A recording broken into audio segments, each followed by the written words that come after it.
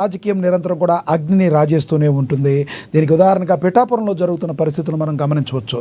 జనసేన అధినేత పవన్ కళ్యాణ్ పిఠాపురం ఎమ్మెల్యేగా, రాష్ట్ర ఉప ముఖ్యమంత్రిగా ప్రస్తుతం అయితే ఆయన తన సేవలను కొనసాగిస్తున్నారు.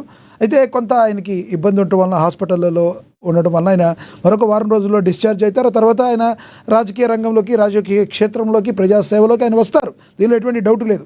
అయితే ఆయన సొంత నియోజకవర్గంలో ఎప్పుడు ఏదో ఒక డ్రామా జరుగుతూనే ఉంది. ఈ డ్రామా డైరెక్టర్గా వత్సవాయి సత్యనారాయణ వర్మ అలియాస్ టీడీపీ వర్మ ఉన్నారనే ఆరోపణలు చాలా బలంగా వినబడుతున్నాయి.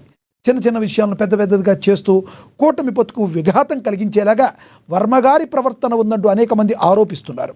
ఇక దీనిలో మనకి చూస్తే దీనికి ఉదాహరణగా నిన్న జరిగిన ఫ్లెక్సీ లొల్లి అని కూడా మనం చెప్పుకోవచ్చు. ఫ్లెక్సీలో చంద్రబాబు నాయుడు గారి బొమ్మ లేదని వర్మ, అబ్బే అలాంటిది ఏమీ లేదు, కార్యక్రమంలో చంద్రబాబు గారి బొమ్మ, పవన్ కళ్యాణ్ గారి బొమ్మలు రెండూ ఉన్నాయి, కావాలనే మీరు దీన్ని అలజడి సృష్టిస్తున్నారని మాజీ ఎమ్మెల్యే పెండెం దొరబాబు ఎవరైతే ఉన్నారో ఆ మాట అన్నారో, ఇరు వర్గాల మధ్య పెద్ద యుద్ధమే జరిగింది.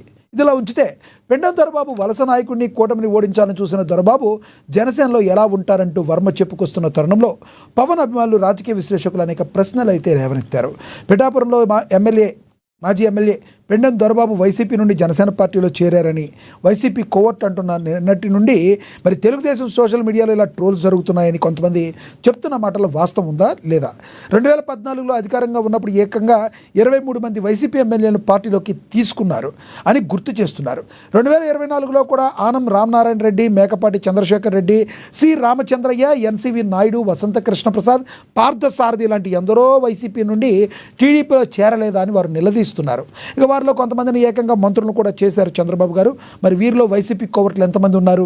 అలాగే Kadapa municipal chairman doctor Sudhakar కావచ్చు, వైసీపీ ఎమ్మెల్సీ సి రామచంద్రయ్య వంటి వారు వైసీపీలో ఉండి టీడీపీ పార్టీ ఓటమికి పనిచేసి టీడీపీలోకి వచ్చిన వారు కాదా?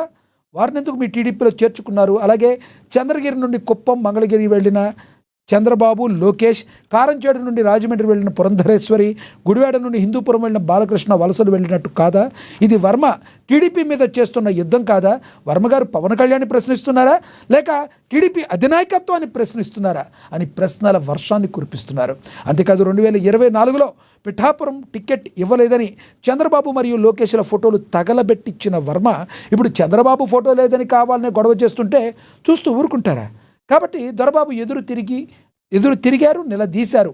అందులో తప్పే ముందు అనేవాళ్ళు కూడా లేకపోలేదు. మరి వాళ్ళకి ఏం సమాధానం చెప్తారు? ఇలాగే టీడీపీ వర్మ త్యాగం చేశారని చెప్తున్న వారికి జనసేన త్యాగం 154 సీట్లు కనిపించడం లేదా? వర్మ చేసినట్లే జనసేన నేతలు, జన సైనికులు మిగిలిన చోట్ల చాలా మంది త్యాగాలు చేశారు. ఈ రకంగా వెళితే పొత్తులు నిలుస్తుందా? శ్రీవత్సవాయి సత్యనారాయణ వర్మ తీరులతో టీడీపీకి తిప్పలు తప్పవా అని అనేక మంది ప్రశ్నలు అయితే లేవనెత్తుతున్నారు. చూడాలి. జన సైనికులు, జనసేన నేతలు అయితే ఇలాంటి వర్మలు ఎంతమంది వచ్చినా పవన్ కళ్యాణ్ గారికి ఏమీ చేయరు, ఎందుకంటే ఏమీ చెయ్యలేరు. ఒకవైపు గౌరవనీయులు చంద్రబాబు గారు, గౌరవనీయులు నారా లోకేష్ గారు, మరి పవన్ కళ్యాణ్ గారు ఒక మాట మీద ఉండి ఎటువంటి పరిస్థితుల్లో 15 సంవత్సరాల పాటు వైసీపీకి అవకాశం లేకుండా మరి ఆంధ్ర రాష్ట్ర డెవలప్ కోసం మేము కలిసి ఉంటామని వాళ్ళు చెప్తుంటే కింది స్థాయిలో ఉన్న వర్మ లాంటి నేతలు ఈ రకంగా మరి మాట్లాడుతూ ఉండడం కొంత తలనొప్పులు తెస్తున్నప్పటికీ కూడా వాళ్ళని కంట్రోల్ చేస్తారు, మాకు అధినాయకత్వం మీద నమ్మకం ఉంది అని చెప్పి టీడీపీ కార్యకర్తలు కావచ్చు, జనసేన కార్యకర్తలు కావచ్చు చెప్తున్నారు. చూడాలి రానున్న రోజుల్లో మరి వర్మ గారు మాట్లాడుతున్న తీరు ఇది టీ కప్పులో తుఫానులో మాదిరిగా ఉంటుందా, లేదంటే చినికి గాలివానలాగా మారి అది వైసీపీకి మేలును చేకూరుస్తుందో చూడాలంటే మరికొంతకాలం వేచి చూడాల్సిన పరిస్థితి. ఇది వాళ్ళ స్పెషల్ డిబేట్. చూస్తూనే ఉండండి. నేను మీ లక్ష్మీనాగ్ నరహరిశెట్టి. నమస్తే.